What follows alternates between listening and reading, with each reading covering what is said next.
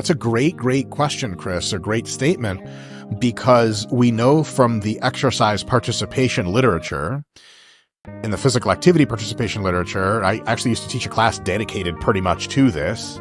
That is encouraging people to participate. And behavior. Right. Yeah. Okay. Health behavior is a trip. Like, we know pretty well what to tell people to do, but then they're like, them to and do you're it. like, okay, they won't do it. How do we get them to do it? A big part of that is a two-factor thing.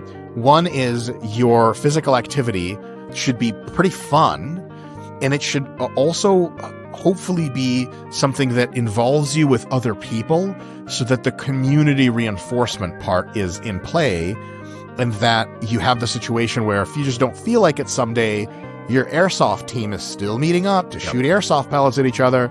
You better be there. And so you just end up falling in. And if you fall out of activity that nobody gives a shit because you're just on a treadmill at home and you have no friends and no one to talk to, you're maybe kind of done.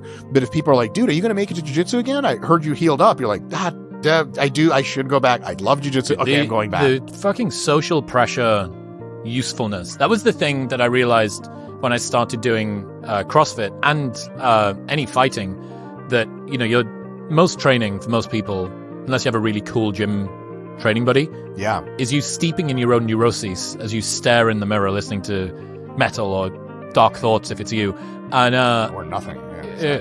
And I realized, this is awesome. I'm like outsourcing all of my exercise motivation to this group of people around me. It lightens the burden of me having to do this thing that I kind of probably didn't want to do.